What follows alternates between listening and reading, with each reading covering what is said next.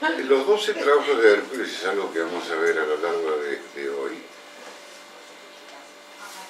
Y yo lo estuve pensando bastante porque podría hacer la clase tradicional, común y regular. Yo soy acuario, no me pidan mucho eso. En el sentido de describir Dios por Dios, lo voy a hacer. Pero quiero adentrarme en algún mito para que entiendan ustedes el conocimiento hermético, porque si no, no tiene gracia. Si no, lo leemos de cualquier librito de mitología y se acabó. Entonces, vamos a presentar, aprovechando que la clase que viene creo que la tiene la licenciada Gentile, ¿no? Es una excelente psicóloga junguiana y mejor astróloga, muy buena. Vamos a aprovechar a presentar los grandes dioses de la mitología griega. Esto lo vamos a hacer un poco a vuelo de pájaro, porque en realidad lo van a encontrar en cualquier parte. Estamos hablando de un triunvirato que se da, por lo general, en casi todas las religiones.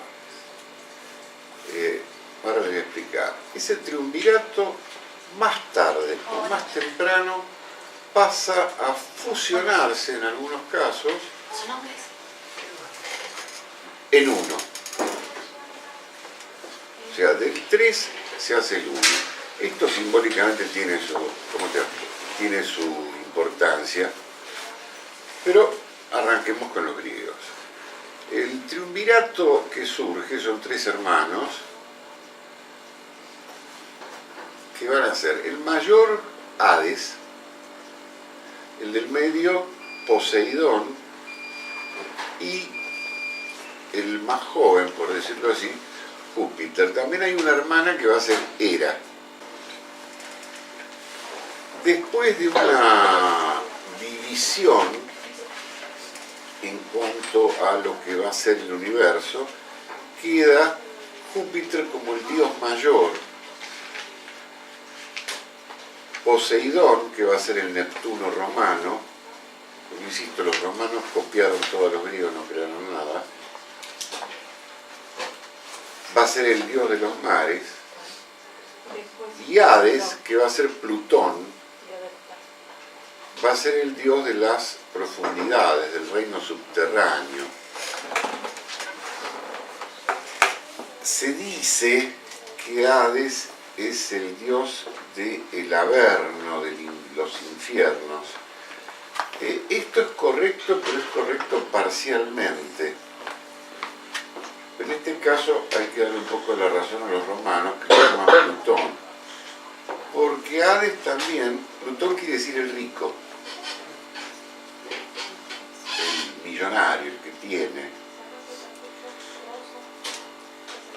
Uno de los atributos de Hades, precisamente, es que todos los secretos, todos los tesoros ocultos bajo la tierra le pertenecen.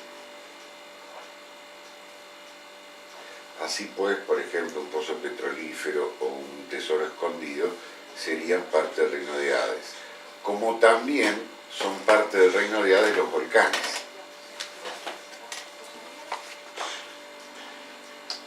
Por eso precisamente este dios no tenía, es el único que no tenía altares, porque toda grieta en la tierra, todo precipicio, toda hondonada, constituía un altar de Hades.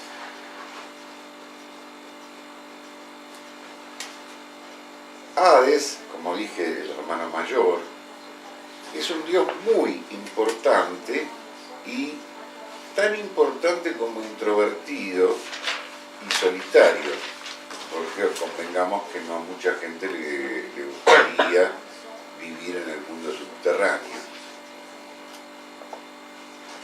Entonces nos vamos a encontrar con que hay toda una especie de séquito que responde a Hades. Voy a mencionar algunos nomás. Hay un barquero que se llama Caronte, que hoy por hoy es lo más parecido a la representación de la muerte. Se le ha cambiado la pértiga, que era con la cual empujaba la barca, y se le ha puesto una guadaña. Caronte efectivamente era un individuo que tenía una especie de gran capucha de capa negra y era un esqueleto. Y si vos le dabas, si no se lo dabas, olvídate, ¿no? Pero si vos le dabas una monedita que los griegos llamaban óbolo, te cruzaba del lugar de los vivos, de la orilla de los vivos, a la orilla de los muertos. El óbolo es algo que todavía es una palabra que todavía se usa y existe en muchas culturas la costumbre de enterrar al muerto con, los griegos lo hacían con una moneda en la lengua del muerto o en los ojos. Este es el óbolo. ¿Y qué hacía Caronte con eso? Bueno, primero se cobraba el viaje, después te cruzaba uno de los 7 ríos, que en realidad esto era una especie de lago, que es el más conocido, porque era justamente cuando te cruzaba Caronte, que se llama la Laguna de la Estigia. Y uno dice, Estigia, qué lindo, qué feo, pero ¿qué quiere decir? Muy sencillo, el olvido. Porque Caronte se preocupaba más o menos de que a la mitad de la travesía te salpicaras con algunas gotitas de su pértiga, del agua de la laguna, y con eso vos te olvidabas absolutamente de toda tu existencia anterior.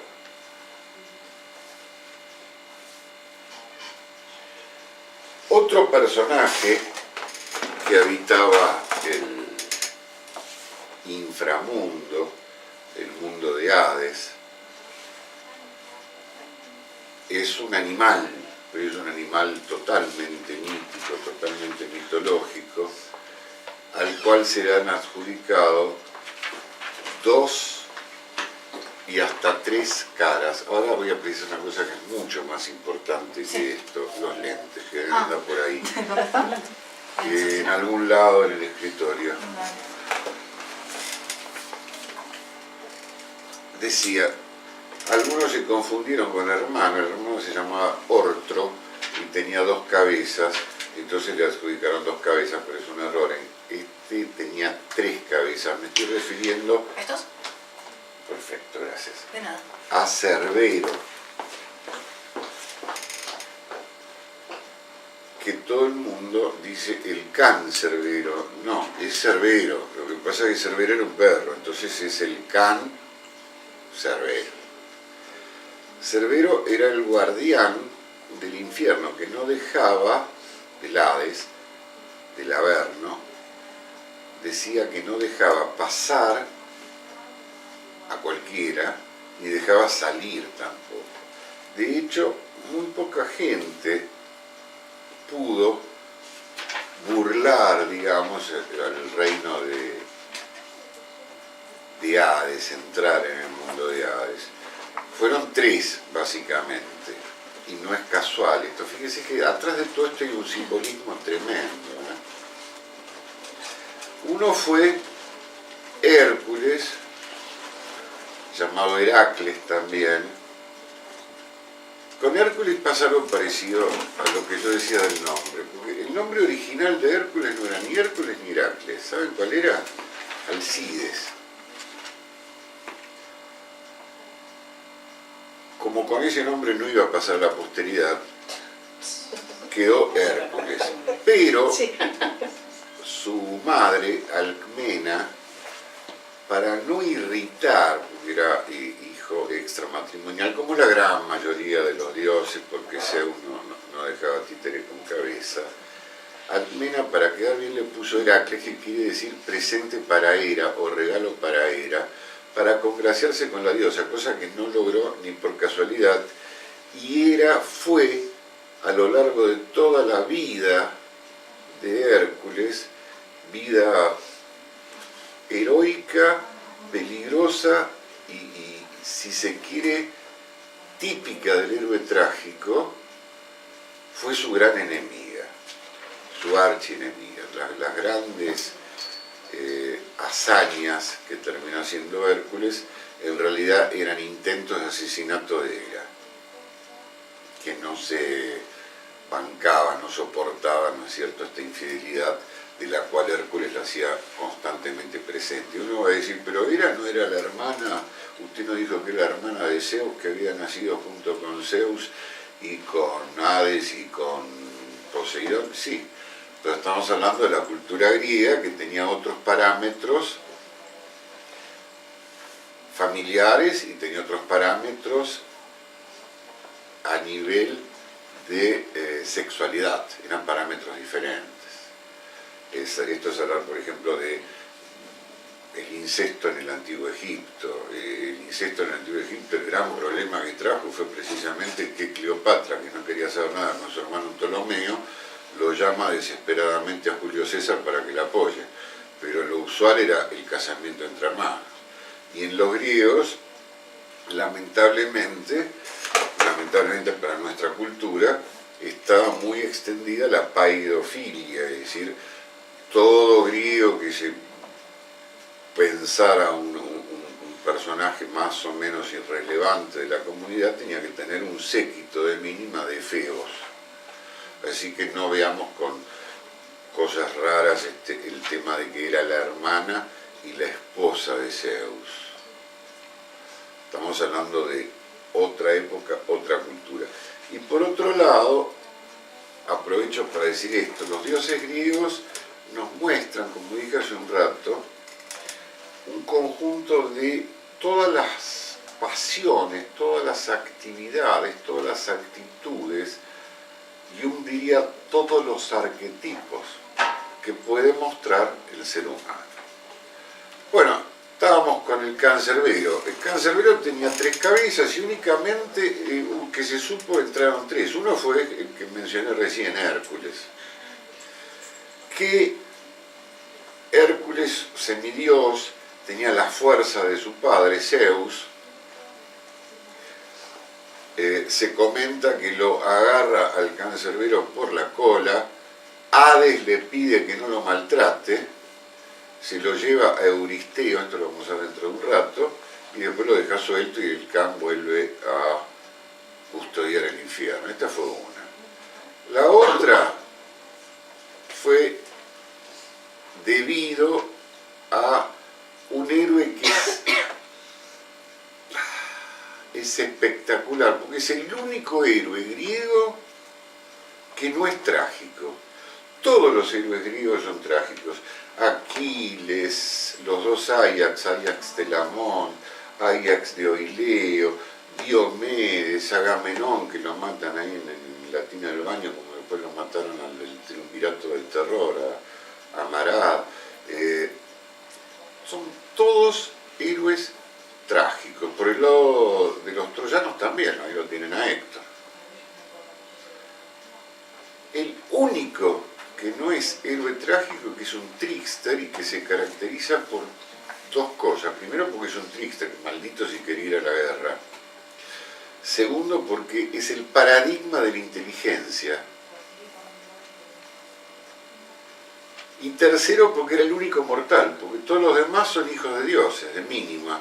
Sos hijo de Poseidón, sos hijo de Éolo, sos hijo de Afrodita, en el caso de Eneas, otro héroe trágico. Ulises no, me estoy refiriendo a él, a Odiseo o Ulises. Por eso era el protegido de Atenea, pero esta es otra historia que la contó Homero muy bien en la Odisea, que también tiene un simbolismo esotérico espectacular. Hoy me voy a limitar a los trabajos de Hércules, todo no se puede. Entonces Ulises burla al cancerbero justamente por su inteligencia. Ahí tenemos a 2, Hércules y Ulises. Y hay un tercero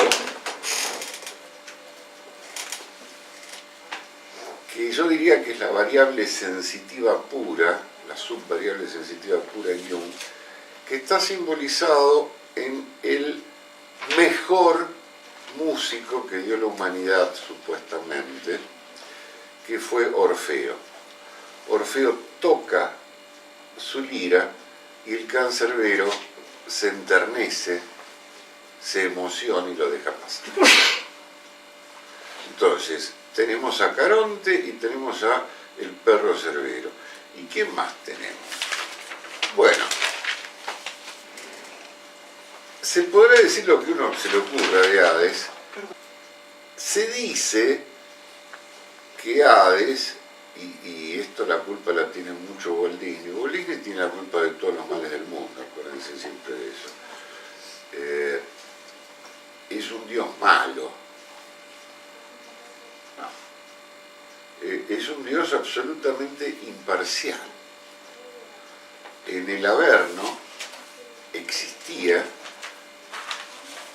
cuando las almas iban a parar ahí, después de que cruzaran por la laguna de la Estigia con Caronte, un tribunal, que también era parte del reino de Hades, conformado por 3 grandes jueces, que eran Minos, Radamante y Éaco. Entonces ahí los jueces evaluaban todo lo que el individuo, el alma, había realizado. Y en función de eso se veía a qué lugar del Averno iba a ir a parar. Nosotros tenemos la imagen, que es una imagen judío-cristiana del Gegena judío y del infierno cristiano, y lo pensamos como lo pensó Dante, ¿no es cierto?, en la Divina Comedia, y no es el reino subterráneo de Hades, sino que se trata de un inframundo donde por supuesto hay niebla y oscuridad, pero hay distintos lugares. El guerrero, por ejemplo, que fue destacado, que ha sido un héroe, un Aquiles, pónganle, ¿no? Un Patroclo, un héroe de la Ilíada importante, iba a parar a un lugar espectacular, que era el llamado Campo Elíseo. Está en les Champs-Élysées, en París, justamente, en honor a los campos elíseos griegos. Por el contrario, aquellos que habían hecho crímenes execrables, caso Tántalo, caso Sísifo, caso Licaón, iban a parar a la parte más oscura del Averno, al Tártaro. Y ahí sí, agarrate, porque eso era bravo. Tántalo, por ejemplo, que un rey muy inteligente, que los quiso engañar a los dioses, los invita a comer, y les sirve hervido a uno de los hijos. Entonces Tetis se da cuenta que se come una costilla y lo condenan al famoso suplicio de Tántalo, que es apreciablemente conocido y no deja de ser un flor de suplicio, en el cual este personaje está atado a un poste de madera, no tiene la menor posibilidad de moverse, salvo la cara, que hace movimientos hacia arriba y hacia abajo. Está muerto de hambre y abajo hay comida, vides, frutas, todo. Cuando baja, desaparece. Y lo mismo pasa con el agua. Hay agua patada, pero cuando quiere tomar agua, el agua baja. Entonces, ese es el suplicio de Tántalo.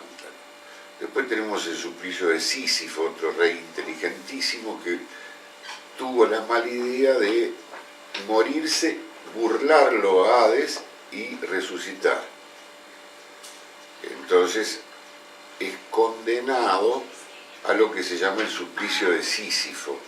El suplicio de Sísifo consiste en llevar una roca apreciablemente grande, subirla por una montaña hasta que llegamos a la punta. Y cuando llegamos a la punta, la roca, por supuesto, se cae. ¿Cómo te va? ¿Qué tal? Buen día. Se cae por el otro lado. Y Sísifo está condenado a hacer esto nuevamente. Y así ad infinitum. Es el trabajo de nunca acabar. No sé si oyeron esa expresión, es un trabajo de Sísifo.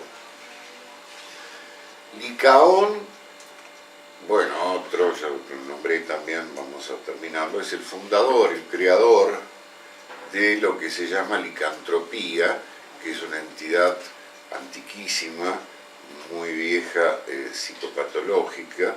Kraepelin hizo una descripción de esto, y básicamente consiste, esto tómenlo por un lado o por el otro, no vamos a ponernos a discutir en este punto, en la